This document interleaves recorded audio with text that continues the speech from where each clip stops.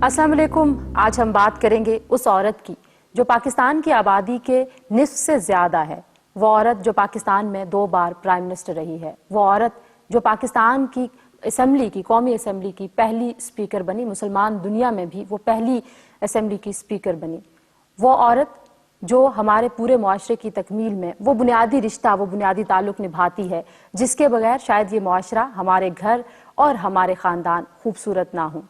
वही औरत अगर हम पाकिस्तान में दूसरी इंतहा पे देखें तो गैरत के नाम पर कत्ल हो जाती है। औरतों को गैरत के नाम पर कत्ल करने के लिए हमारा समाज कैसे ये स्पेस प्रोवाइड करता है? हमारा समाज इस जुर्म को जुर्म नहीं समझता। ये वो सवालात हैं जिनके हम आज जवाब ढूंढने की कोशिश करेंगे। बदकिस्मती से 60% ऐसे केसेस हैं जो रिपोर्ट ही नहीं होते।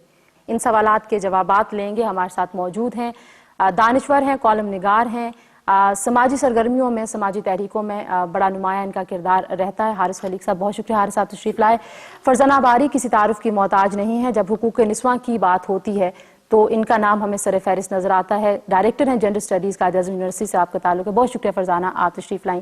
हारिस, यूजुअली ये होता है कि जब हम औरतों के मसाइल पे बात करते हैं तो शायद ये तवक्को की जा रही होती है कि या हमने ये जिम्मेदारी डाल दी है, हमने ये सोच लिया है कि सिर्फ औरतें ही औरतों के बारे में बात करेंगे और उनके हुकूक के लिए आवाज़ उठाएंगी। जैसे मैंने कहा कि हमारे यहाँ इस जुर्म को जुर्म नहीं समझा जाता। मेजॉरिटी की बात कर रही हूँ, एक आम आदमी की, गाँव की, दूर दराज इलाकों की। वजूहात क्या है? नाकामी की बड़ी वजह क्या है? बहुत बहुत शुक्रिया तंजीला। पहली बात तो ये है कि मैं समझता हूँ कि बड़ा ज़रूरी है इस बात का इदराक और इस बात को मानना कि मैं इस दुख को समझ सकता हूँ, महसूस नहीं कर सकता। इसलिए जाहिर है कि जो हरावल दस्ते का किरदार अदा करना है ख़वातीन की तहरीक का, वो ख़वातीन ही को करना है। लेकिन उनको ऐसे साथियों की ज़रूरत है जिनका ताल्लुक मतलब वो जाहिर है कि मर्द भी हों और मुख्तलिफ तबक़ात के लोग हों जो उनका साथ दे सकें। तो एक बात तो ये बड़ी अहम है। जैसे हम मेहनत कशों के हकूक़ की बात करते हैं, हम पाकिस्तान में पिसे हुए तबक़ात के हकूक़ की बात करते हैं, तो जब हम बात करते हैं तो हम उनके वकील की हैसियत से करते हैं। वो दुख, उस दुख से हम गुजर नहीं रहे, इसलिए उसकी क़यादत का सहरा अपने सर बांधना मेरा ख्याल है दुरुस्त नहीं है। तो ख़वातीन ही को वो किरदार अदा करना है। जहाँ तक सवाल इस बात का है कि ये हम इस नहज पे, ये इस हालत पे क्यों पहुँचे, तो देखिए हमने जो पाकिस्तान में, सारी दुनिया में पैट्रियार्की तो सारी दुनिया में एक पिदरशाही निज़ाम है और सदियों से है, लेकिन पाकिस्तान में कुछ मखसूस पेचीदा हालात हैं। और पाकिस्तान में हमने एक ऐसा मुआशरा अपनी रियासत की पॉलिसीज़ से भी और समाज में जिन लोगों के पास इख्तियार था और फैसला साजी का इख्तियार था, उनकी जो सोच और उनकी जो फिक्र रही, उससे हमने एक अक्ल के खिलाफ, खूबसूरती के खिलाफ, इल्म के खिलाफ, एक दलील के खिलाफ एक समाज तश्कील दिया। उसमें जाहिर है कि ये जब आप एक ऐसा समाज तश्कील देते हैं तो उसमें ज़रा सा भी इख्तिलाफ बर्दाश्त नहीं किया जाता। उसमें किसी और राय की अहमियत नहीं होती सिवाय उस राय की जो साहिब इख्तियार लोगों की राय हो। उसमें औरतों की कोई हैसियत नहीं होती, उसमें कमजोरों की कोई हैसियत नहीं होती। अच्छा, ये नया चैलेंज है फरजाना। आप पार्लियामान की बात करते हैं जहाँ पे कानून साजी होती है, हमारे लिए वो रोल मॉडल्स हैं, लीडर्स हैं, अवाम की नुमाइंदगी करने वाले हैं। जब भी ख़वातीन से मुताल्लिक कोई भी बिल आता है तो पहला तनाज़ा तो वहाँ पे उस ऐवान में खड़ा हो जाता है। अच्छा, ये दुरुस्त है क्योंकि ऐवान में या पार्लियामेंट में जो लोग आते हैं, ज़ाहिर है कि वो जो समाज को रिप्रेजेंट कर रहे हैं, रिप्रेजेंटेशन जो है, तो वो माइंड सेट जो है वो वही हम ये देखते हैं कि ना सिर्फ कि हमारी पार्लियामेंट जो है वो बहुत मेल डोमिनेटेड है, गो के जेंडर कोटा की वजह से अब हमें कुछ परसेंटेज मिल गई है उसके अंदर, मगर जो मेजॉरिटी ज़ाहिर है कि एक मेल डोमिनेटेड, और उसके साथ साथ अब देखें कि एक बड़ा पेट्रियार्कल माइंडसेट भी है।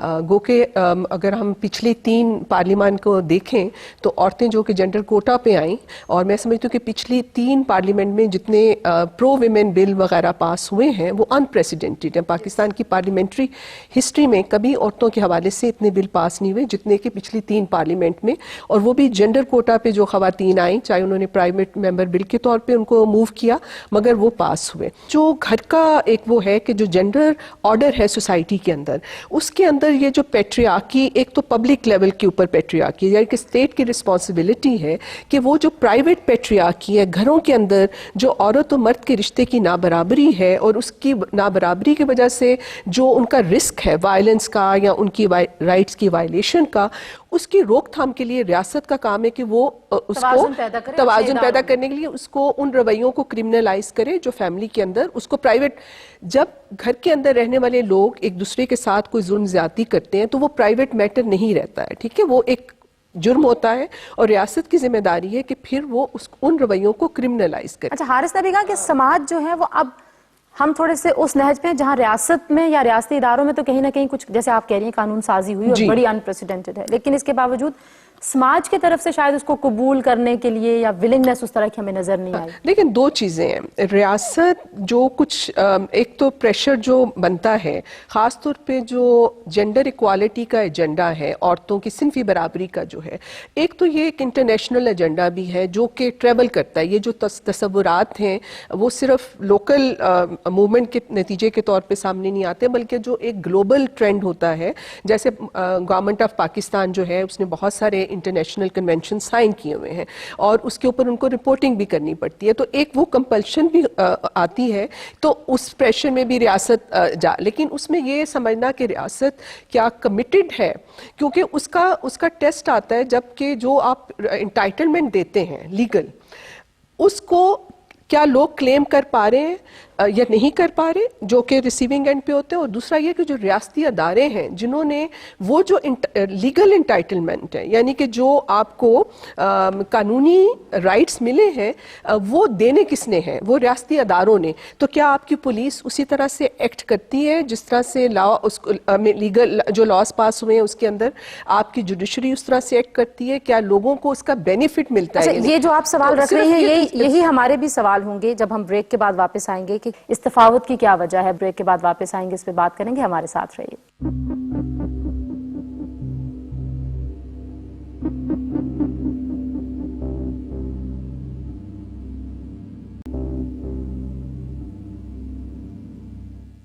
جی، ایک بار پھر آپ کو خوش آمدید کہیں گے۔ بات عورت کی حیثیت کی ہے کہ خاتون کیا اتنی حیثیت رکھتی ہے اس معاشرے میں، اس ریاست میں، جتنا ایک مرد کی حیثیت کا تعین کر دیا گیا ہے۔ بہت سارے ادارے بنے پاکستان میں، ایک کمیشن حیثیت نسواں کا بھی ہے جس کی چیئرپرسن رہی خاور ممتاز صاحبہ، ان سے ہم نے بات کی آج اسی موضوع کے حوالے سے، تو آئیے سنتے ہیں کہ وہ کیا کہتی ہیں۔ It's not enough to pass a law, it is very important to make sure that it is implemented. And if it is implemented, there will be some difference. With the passage of this law, I think there will be an impact on the number of killings in the name of honor. But we need to understand the law and how far it goes first. First of all, what is important in the law is that it is become mandatory for a court, if it recognizes that an honor killing has taken place, to punish the perpetrator or the killer. In spite of the fact that the Qisas and Diyat law provides for compromise, in this case any murder which is in the name of honor has to the court still has to punish the offender. So I think that is the most important section of the law, the improvement of it. Although I mean this is not exactly what we felt, the activists and those who were moving for the bill or for this law were asking for removing the whole provision of compoundability altogether, and for not waiting for the court to decide that it is going to be, that it is something that is disturbing the peace of society. But once it has been established that this is, and once the court recognizes it, then the perpetrator cannot go unpunished. So that is the important part of it. And therefore it becomes important that the recognition of the court is achieved through providing evidence. جی، خاور ممتاز کی آپ نے گفتگو سنی۔ حارث، مسئلہ زیادہ جو آپ کہہ رہے تھے سماج کیسے قبول کرتا ہے اس طرح کی تبدیلیوں کو، کیونکہ ہم اس جرم کو جرم نہیں سمجھتے اور پھر خواتین کہیں کہیں ہمیں شریک بھی نظر آتی ہیں اس طرح کے جرائم میں، تو چیلنج بڑا کیا ہے؟ دیکھیے، پہلے تو اس بات کو ذرا ایک طرف کر دیں کہ خواتین شریک نظر آتی ہیں۔ یہ بات ایسے ہی ہے جیسے ایک جب پولیس ریڈ ہوتی ہے کہیں تو آپ یہ کہیں کہ جو سپاہی ہے وہ بھی شامل ہے، لیکن فیصلہ کون کرتا ہے اور معاشرہ کس طرح سے اس کا یعنی انتظام و انصرام کس کے ہاتھ میں ہے؟ وہ مردوں کے ہاتھ میں ہے۔ ایک انسان کی حیثیت سے اچھے لوگ بھی ہوتے ہیں، برے لوگ بھی ہوتے ہیں، مگر اس مسئلے میں بنیادی جو ذمہ داری ہے وہ سماج میں مردوں پہ عائد ہوتی ہے، اور مردوں سے بھی زیادہ، اس خاندان کے مردوں سے زیادہ اگر آپ بہت سی صورتوں میں دیکھیں تو جو لوگ اس دیہات میں، گاؤں میں، شہر میں، محلے میں، اس کلین میں، ٹرائب میں، قبیلے میں فیصلہ کر رہے ہوتے ہیں وہ بااختیار اور طاقتور لوگ ہوتے ہیں۔ بدقسمتی یہ ہے کہ پاکستان میں آپ کو ایسے سردار نظر آتے ہیں جو کہ پارلیمنٹ میں بھی موجود رہے ہیں، اور پارلیمنٹ میں نہیں تو صوبائی اسمبلیوں میں موجود رہے ہیں۔ جو ہماری سماج میں ایک فضا بنا دی گئی ہے کہ لوگ چپ سادھ کے بیٹھ جاتے ہیں اس طرح کے مظالم پہ، جرائم پہ، کبھی کبھی بہت پڑھے لکھے ویل انفارمڈ لوگ بھی، ان کے دلوں میں بھی کہیں یہ بیٹھا ہوا تاثر کہ ہاں یہ تو جرم نہیں ہے، یہ تو ہوتا ہے، اس طرح تو ہونا تھا۔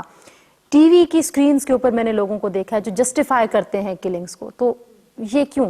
دیکھیں کیونکہ اسینشلی جو ایک سوچ ہے جس کے اندر جو عورت کا ملکیت کا تصور ہے وہ ٹوٹا نہیں ہے ہمارے معاشرے کے اندر۔ کچھ بالکل جیسے ہم دیکھتے ہیں کہ ایسی بیلٹس ہیں، جیسے ہمارا جو ایک فیوڈل جو بیلٹ ہے یا تو وہاں آپ کو وہ زیادہ نظر آتا ہے۔ ایک تو یہ کہ عورت کو اپنی ذاتی ملکیت کا جو تصور ہے وہ ابھی تک بہت زیادہ ہے، اور وہ مرد کا جو کانسیپٹ نوشن آف آنر ہے، عزت ہے، وہ اس کے ساتھ جڑا ہوا ہے، اور اس کی وجہ سے ہم دیکھتے ہیں کہ جو ہمارے لوکل سٹرکچرز ہیں جس کو ہم کہتے ہیں کلچرل فارم آف وائلنس جو ہے، کیونکہ ایسی ٹریڈیشنز ہیں، ایسی روایات ہیں جس کے اندر اس کی ایک جسٹیفیکیشن لوکل لیول پہ موجود ہوتی ہے، بلکہ ایک پریشر ہوتا ہے مردوں کے اوپر کہ اگر انہوں نے آنر کلنگ نہیں کی تو وہ جو لوکل کمیونٹی ہے وہ سمجھے گی کہ وہ بغیرت ہیں، اور اس کی وجہ سے وہ مجبور بھی ہوتے ہیں کہ کیسے اپنے آپ سے اس کو الگ کیا جائے کہ بھئی مردوں کی ساری عزت، غیرت اور کردار کا جتنا بھی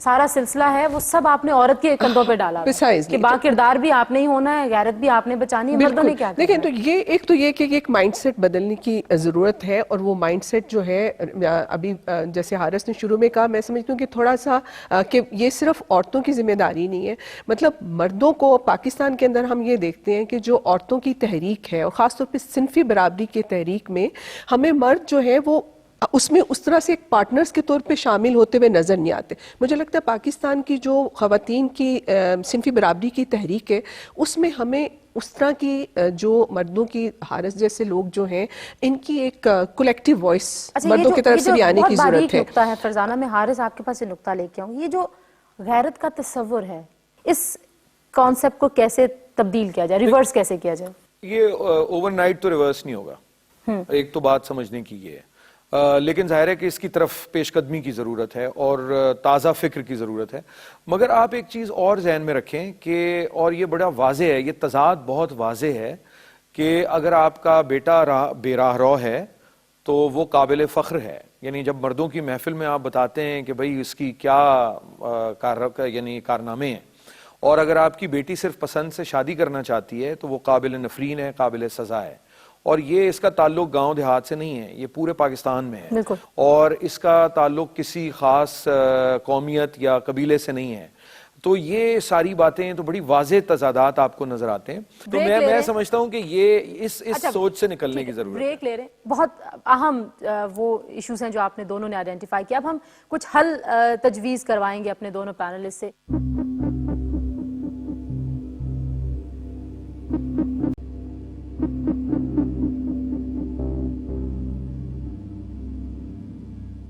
ویلکم بیک۔ فرزانہ، پہلی تبدیلی کس سطح پہ ہونی چاہیے؟ دیکھو الٹیمیٹلی دیکھیں اس بات کو سمجھنے کی ضرورت ہے، جیسے ہم نے پہلے کہا کہ وجہ کیا ہے، آپ کی ایک گھریلو معیشت کی اکانومی ہے وہ سب عورتوں کے کندھوں پہ چلتی ہے، تو کہ اب یہ جو سارا کانٹیکسٹ ہے وہ ایک پاور کا کانٹیکسٹ ہے، قوانین پاس کرنے سے کچھ فیسیلیٹیٹ ہوتی ہے؟ اور ضرور ہوتا ہے، دیکھیں اس میں یہ ہوتا ہے کہ کم از کم جب قوانین پاس ہوتے ہیں تو اس کے اندر ریاستی سطح کے اوپر جو ایک اس کا جو برابری کا ایک رائٹ ہے وہ اسٹیبلش ہو جاتا ہے۔ یہ پھر الگ بات ہے کہ کیا اس رائٹ کو کلیم کرنے کے لیے عورت اتنی بااختیار ہے، اس کے لیے جو لوازمات چاہیے۔ ایک تو عورت کی سب سے بڑی بات ہے کہ اپنی کانشیسنس، دیکھیں بہت ساری عورتیں ہم دیکھتے ہیں جو اکنامکلی بھی امپاورڈ ہیں، ماریں کھاتی رہتی ہیں لیکن اس کے باوجود آواز نہیں اٹھاتی۔ جب کہ تک پڑھے لکھے آپ لوگ بھی کی یہ کرتے ہیں۔ صنفی شعور نہیں ہوگا عورت کے اندر، آپ کے یہ امپاورمنٹ، ٹھیک ہے، آپ کہہ رہی ہیں پہلی جو تبدیلی ہے وہ صنفی شعور کی ہے، دوسری بڑی صنفی تبدیلی شعور حارث وہ- سے پوچھ لیں پھر آپ کی ہاں۔ طرف واپس آتے ہیں۔ دوسری بڑی تبدیلی صنفی شعور کیسے؟ خواتین کا علم تک رسائی، اس کے علاوہ معاشی خود مختاری۔ معاشی خود مختاری بہت ضروری ہے۔ ایک جنریشن، دو جنریشنز میں تمام جو تبدیلیاں ہیں وہ رونما نہیں ہوتی۔ اچھا، ان آنر کلنگ کے اور وائلنس کے کیسز میں عدالتوں میں بھی یہ رویہ دیکھنے کو آیا کہ اگر کوئی خاتون باہر جاتی ہے، کام کرنے والی ہے، تو اس کے اوپر تو وہ خود بھی ڈاؤٹ فل ہوتے ہیں کہ ہاں اس کے اوپر جو الزامات لگ رہے ہیں وہ درست ہیں، یہ رویہ ہے۔ گھروں میں بھی یہی ہوتا ہے۔ وہ رویہ تو ہے، لیکن یہ کہ وہ رویہ تبدیل اسی طرح سے ہوگا کہ جس طرح سے خاموش انقلاب پاکستان میں برپا ہو رہا ہے، چونکہ ہم نے ابھی سب منفی باتیں کی ہیں اور ماتم گساری کی ہے، لیکن ایک اس خاموش انقلاب کو بھی تو آپ دیکھیں کہ اس پروگرام کو پروڈیوس کرنے والی خواتین اور اس پروگرام کو ہوسٹ کرنے والی خواتین، اور اس ملک میں پچھلے 25 برس میں کوئی اتفاق ہی ہوگا اگر کسی میٹرک اور انٹرمیڈیٹ کے بورڈ سے یا او لیولز میں کسی لڑکی نے ٹاپ نہ کیا ہو، اور تو یہ بھی تو ایک خاموش انقلاب ہے نا۔ جہاز اڑانے والی خواتین، اس وقت پاکستان میں بہت سی ایسی تبدیلیاں آ رہی ہیں جو کہ خاموش انقلاب کے مترادف ہیں، تو ان تبدیلیوں کو جوڑنے کے علاوہ ان کے لیے زیادہ سازگار ماحول پیدا کرنے کی ضرورت ہے۔ ابھی پچھلے دنوں ٹی وی پہ ایک اشتہار چلا تھا اور آپ کو ساری کنٹروورسی یاد ہے کہ وہ اشتہار بند کر دیا گیا تھا جس میں ایک بچی کرکٹ کھیلتی ہوئی دکھائی گئی تھی۔ یہ مسائل ہیں۔ ہاں، اور میں ایک اور بات کرنا چاہ رہی تھی کہ دیکھیں وائلنس عورتوں کے خلاف پاکستان میں بہت تیزی کے ساتھ بڑھ رہا ہے، اور میرے نزدیک یہ ایک رد عمل کے طور پہ بھی وائلنس جو ہے وہ ایک ریئیکشن کے طور پہ، کیونکہ یہ میرے نزدیک یہ ایک انڈیکیشن ہے کہ عورتیں جو ہیں وہ زیادہ اسرشن کر رہی ہیں، عورتیں زیادہ اپنی چوائسیز بنا رہی ہیں، اپنی مرضی سے شادیاں کرنا چاہتی ہیں۔ اگر آپ اس وقت دیکھیں کہ سندھ ہائی کورٹ کے اندر جو کیسز ہیں جس میں عورتوں نے اپنی مرضی سے شادی کی جو ہے وہ کی ہے اور اس کی درخواستیں ہیں، تو اس سے اندازہ آپ کو ہوگا کہ بہت عورتیں تیزی کے ساتھ جو ہیں اپنی مرضی سے اپنی زندگیاں گزارنا چاہتی ہیں، وہ اپنے گھر کے اندر جن چیزوں سے وہ مطمئن نہیں ہے اس کے اوپر آواز اٹھا رہی ہیں، اور اس کے رد عمل کے طور پہ وائلنس بڑھ رہا ہے۔ اور میں سمجھتی ہوں کہ جو حارث نے بات کی کہ ہماری سوسائٹی ٹرانزیشن میں ہے اس وقت، اور اس ٹرانزیشن کے اندر پاکستان کی عورت جو ہے وہ اپنے رائٹس کلیم کر رہی ہے، حالانکہ اس کی پوزیشن اتنی اسٹرانگ نہیں ہے معاشی طور پہ بھی اور سماجی طور پہ بھی۔ پاکستان کی ریاست کی یہ ذمہ داری بنتی ہے کہ سپورٹ سٹرکچرز جو ہیں اور سول سوسائٹی کی، کہ وہ ان خواتین کے لیے سپورٹ سٹرکچرز جو ہیں وہ مہیا کریں، تاکہ جو عورتیں ان وائلنس کی سچویشن سے باہر نکلنا چاہتی ہیں ان کو کم از کم کسی قسم کی ریاستی سپورٹ ہو، تاکہ وہ جو ہے وہ زندگی اپنی مرضی کے آپ کے مطابق کیا گزار کنکلوڈنگ سکیں۔ ریمارکس ہوں گے کہ یہاں پہ بہت ساری کیمپینز ہو رہی ہیں، بہت سارے ادارے بڑی ایفرٹس کر رہے ہیں، بہت کاوش کی جا رہی ہے کہ یہ آواز دور دراز علاقوں تک پہنچائی جائے؟ دیکھیے، جو ذرائع ابلاغ ہیں پاکستان کے، وہ پاکستان کا جو عمومی سماج ہے اس سے کہیں زیادہ پسماندہ ہیں، معذرت کے ساتھ، اور یہ بہت اہم ہے کیونکہ اس میں خاص طرح کا ڈپکشن ہے، عکاسی ہے خواتین کے رول کی، اسے تبدیل کرنے کی ضرورت ہے۔ وہ کریکولم سے جو نصاب ہے اس سے کہیں زیادہ خطرناک اس وقت ہے جو ہمارے ذرائع ابلاغ پہ ہو رہا ہے، تو وہ تو بدلنے کی ضرورت ہے، اس سے کوئی تبدیلی نہیں آنے والی۔ جو تبدیلی آ رہی ہے وہ خواتین کی اپنی کوشش سے، بچیوں کی، لڑکیوں کی اپنی کوشش، اپنی محنت، اور ظاہر ہے کہ سازگار ماحول اگر ان کے والد اور خاص طور پہ والد مگر والدین فراہم کرتے ہیں، اس سے تبدیلی آ رہی ہے۔ ایک اس میں مختصر بات میں یہ آخر میں کرنا چاہوں گا کہ میں نا امید بالکل نہیں ہوں، چونکہ تاریخ کا پہیہ جو ہے وہ آگے ہی کی طرف جاتا ہے۔ جو لوگ اس پہیے کو روکنے کی یا اس کی راہ میں رکاوٹیں حائل کرنے کی کوشش کرتے ہیں وہ خود تاریخ کا حصہ بن جاتے ہیں۔ امپلیمنٹیشن کو ایویلیویٹ کیسے کیا جائے؟ ایفیکٹو کتنی ہے؟ کیسے؟ پہلے لوگوں کو پتہ تو چلے کہ جو بل آیا ہے اس کے اندر کیا نئے رائٹس جو ہیں وہ اسٹیبلش ہوئے ہیں۔ صحیح، بہت عام نقطہ۔ آپ کیسے کہیں گے کیسے امپلیمنٹیشن کو کامیاب بنائیں؟ خالی قوانین بننے سے کچھ نہیں ہوتا۔ ایک تو سبارڈینیٹ لیجسلیشن چاہیے ہوتی ہے صوبوں میں جہاں اگر فیڈرل لیول پہ قانون بنے، مگر ساتھ ساتھ جو جیسے فرزانہ صاحبہ فرما رہی ہیں کہ کرمنل پروسیجر کوڈ پاکستان کا جو ہے اس کو تبدیل کرنے کی ضرورت ہے۔ یہ کلونیل نظام ہے جس میں عورتوں اور مردوں دونوں کا استحصال ہے، اس کو کرمنل پروسیجر کوڈ کو نئے قوانین کی روشنی میں بدلنے کی ضرورت ہے۔ حارث خلیق اور فرزانہ باری، آپ دونوں کا بہت شکریہ۔ ناظرین، موضوع ایسا ہے کہ اس پر بہت لمبی، بہت طویل ایک نشست ہو سکتی ہے، بہت سارے پہلو رہ گئے، لیکن آج ہم نے زیادہ اس بات پہ ہماری توجہ رہی کہ ہمارا سماج کیسے ایک انیبلنگ انوائرمنٹ کریٹ کر سکتا ہے ان عورتوں کے لیے جن کے لیے پارلیمان میں قانون سازی ہو رہی ہے، ان عورتوں کے حقوق کے تحفظ کے لیے جہاں پہ بہت سارے ادارے کام کر رہے ہیں. لیکن میں 2 پازیٹیو نوٹ لوں گی. حارث نے کہا میں نا امید نہیں ہوں, اور فرزانہ باری یہ کہہ رہی ہیں کیونکہ عورتیں زیادہ اسرٹیو ہو رہی ہیں, اپنے فیصلے خود کرنے کی زیادہ کوشش کر رہی ہیں, اس کے ریاکشن میں زیادہ وائلنس ہو رہا ہے. اس کے ساتھ ہی اجازت دیجیے, اگلے سیگمنٹ میں آپ سے ملاقات ہوگی. اپنا بہت سارا خیال رکھیے. خدا حافظ.